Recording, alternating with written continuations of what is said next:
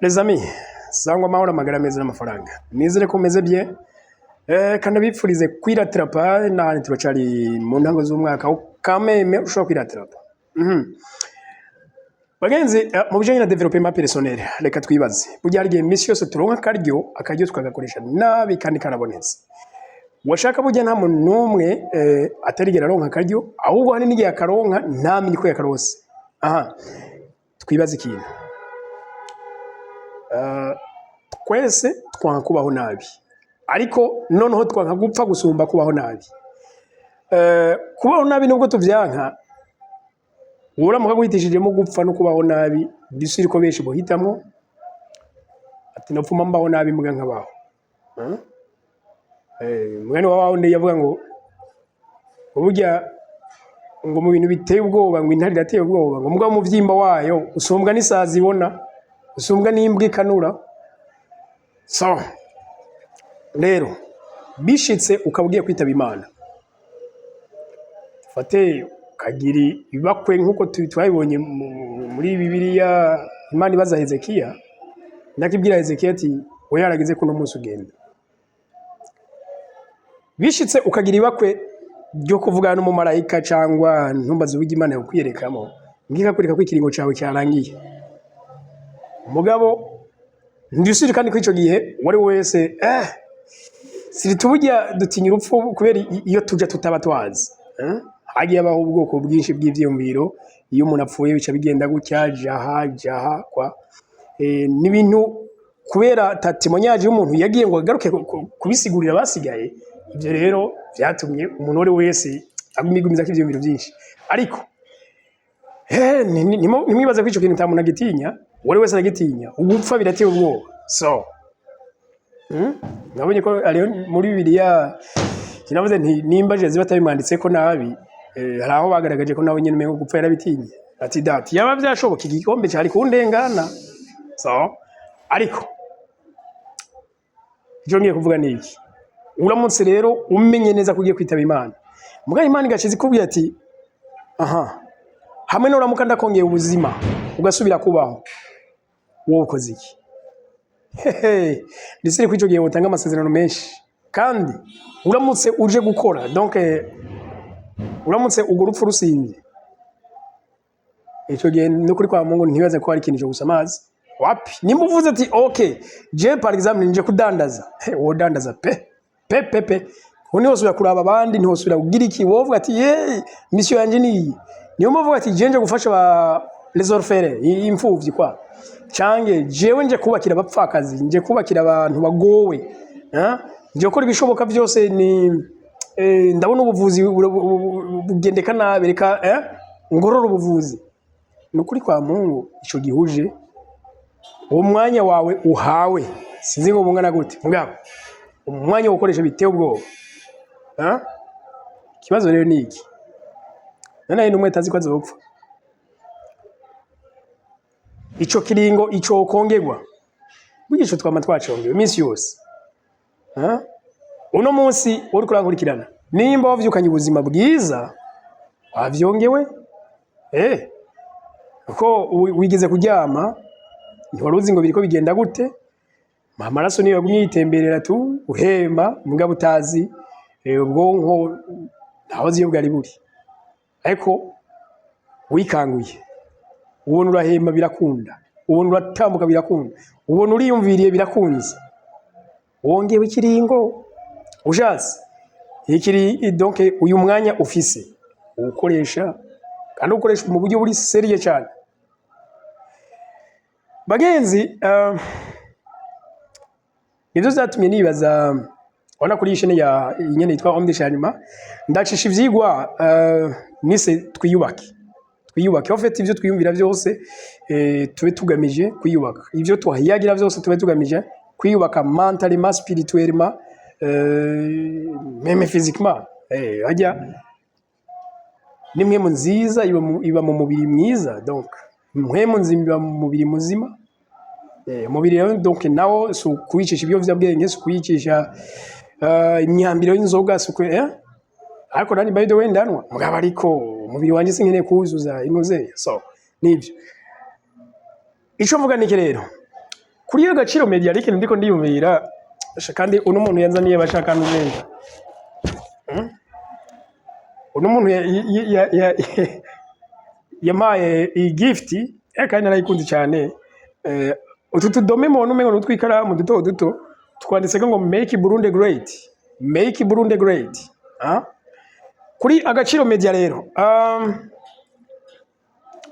nimvize kino kintu burya ari ikiganiro gishasha twatanguye cyitwa ishuri ry'ubuzima. Ishuri ry'ubuzima duhamagara umuntu cyane donc ndavuga muri abantu baba baragize amalaicite, ndavuga muri abantu bafite influence, donc ashobora kuba ari umustar mu buryo runaka, ashobora kuba ari umuririmbyi wa filme wande ushize mwabonye nayagishije Kigingi video yibiri kuri Agaciro Media. Abantu baranatanga ntibabazi en fait kubera ba star abantu bamenyere kubavugisha ibijanye n'ibihangano baba bakora by'ubuzima mu minsi yose.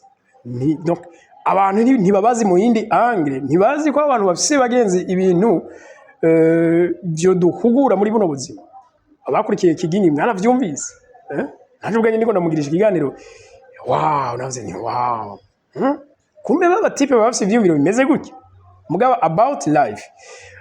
Nawe nimvire ikiganiro cyitwa ishuri ry'ubuzima ubushize nazanye Francis Rohero utaha muzobona n'abandi benshi.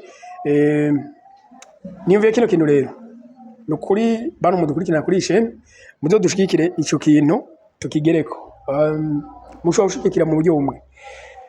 Urabona ndiko ndibaza burya sinzi ko murayibona haje umuntu agusumvya imyaka ni n'umuntu abagusumbya ubu nararibonye bwa buno buzima, experience de la vie abaye gusumvya birashoboka ko umusumvya ubumenyi, ibyo birashoboka. Ubumenyi na experience biratandukanye. Bashobora kumusumvya ubumenyi kubera ko wizibi, kubera ko watembereye aha n'ibindi mugabo kenshi umuntu agusumvya imyaka ni no wagusumbya kenshi experience y'ubuzima. Rero nimviriye abantu bakuze abakunda kubita ngo ninzu z'ibitabo ubwabo biba ari bitabo biraho mugabo ikibazo twama twasamaye bakaduca mu myanya y'intoki bakagenda atacu badusigiye ku masomo cyangwa ku byigwa bigishwe na buno buzima. Nabaje Francis Rohero nta muntu adacika intege. We ucitse intege wimotiva gute cyangwa motivation usubiramo bigenze gute? Kigingi arafite icyo yanyishuye kuri ico, Francis Rohero arafite icyo yanyishuye ati none eske buno buzima hari ikigo cy'ubuzima bumaze guha ati cyane gose aziguri mwe noneho rero je nimvire kuri abantu bashaje bagenzi n'abantu boduha ishuri ry'ubuzima rihambaye kandi kumbure worafise abuzi ndafise abonzi mugabo nzi bashobora kuba bake gusumba abuzi cyangwa wewe nimba uzi abantu bashaje bashobora kuba barize cyangwa batize ariko bose n'abantu boduha ishuri ry'ubuzima. Par exemple ushobora kubaza nk'umuntu afite nk'imyaka 80 cyangwa 70 ati nk'uyu munsi nko gusubiza imyaka 20 ni cyo cyo rutakoze. Murazi mwa abantu nka kino gihe amakosa batubonana y'ubuzima turiko turakora batubona amakosa menshi mukana bagasanga nta nguvu bagifise zo kwiratrapa ngo bazikoresha. Hagiye kubwira ati icoma nkagira imyaka nk'iyo mwe mufise noca nkora ibindi sakaryo keza donc ivyo ni vyigo nawe urose utaguze. Ushaka kumubaza uti none ligiki wicuza kini muri buno buzima bwawe utigeze ukora nk'iyaba woronka karyo wocu gikora bagenzi afite byinshi yo kubwira. Eske hari ikintu ubona mu buri buno buzima uzishimira ukavuga ati jewe mu kiringo nabayeho ngiki ico namaze bagenzi arakubwira kandi byinshi. Bagenzi rero mudukurikirana kuri ishene omdishanyuma ngira nabasabe support pe kandi nciye bugufi mfasha turonke abantu yewe dushaye tunahere kumbure hafi hashoboka ariko Uburundi ni buto nta namwe hatari umuntu adashobora gushika twashike hama kandi kindi ndase cifuzo bona nk'abantu baba ariko baragira mu zabukuru n'abantu sometimes baba bamaze nko gusa nk'abagira irungu kubera naho yo babana n'abandi bavyuka bagenda ku kazi waguma ngaho sometimes akitorera akaradiyo akiyumviririza. Benshi bakunda kwiyumviriza amaradiyo no gusoma iby'amateleviziyo. Amateleviziyo biri mu generation yacu byo vyaje bakuze bikundira amaradiyo bagumye bimenyererayo. Rero kubera iryo rungu sometimes iri kumusigira akantu ntabwo nifuza guhura n'umuntu nk'uyo unamusiga uko namusanze. No. Abazovyumva murongowe nico ikogwa tuzogikorane ama tugwize ubumenyi. Je nizera ko nimba dufungura buri munsi aho turiko turagaburira umubiri mu nda tukanwa misi yose. Mvuze kunwa mumve ko ari amazi kumbure ikindi kinyobwa cyacu cyose muga kunwa sepa muranumva abantu bavuga ngo nakaranwa baba bavuze ngo aranwa re inzoga kumbure ariko n'amazi baranwa. So nimba rero umuntu anywa misi yose akarya misi yose n'umutwe nawo dukwiye kwimvira uburyo tugaburira misi yose. Umutwe rero tubawugaburira ivyiyumviro bizima byo ushira ku murongo. Nivyo bagenzi cyo nico cifuzo mfise 2026 ku muri kwezi kwa mbere kuraheze ariko muzomfashe tugikorane kandi nibaze kwizogenda neza. Ndaza gusiga contact nga yanje muri commentaire ndaza no kwisiga muri description tuze gufashanya. Kumbure utanyuzwe cyane ashobora kumbaza mpeza kamubwira. Ndabakunda rero cyane bagenzi byonjohera kuko ni ibintu nkunda kubona mu bazungu kandi bica bituma abakiri bato iyi new generation baronka amayide baronka ibyo bazi ku buzima donc niba bihora bafyinata kubera baba bacira umugani. Sinzi ko murumva mu mafilme menshi cyangwa mu banditsi b'ibitabo aho usanga wumva ngo mama yarambwiye ngo ugasanga icyo kintu yamubwiye ni ikintu de motivation. Par exemple nkaje ndafite naje ibintu muvye wanje yambwiye ntazopfa ndamwibagiye ko mugabo ndazi ko bidakunze kuba henshi. Reka rero umuvyeyi asa n'uwundi nkuko umwana asa n'uyundi abavyeyi batwitangiye imbere basikende batwigishije bagenzi. Bagende batwigishije rero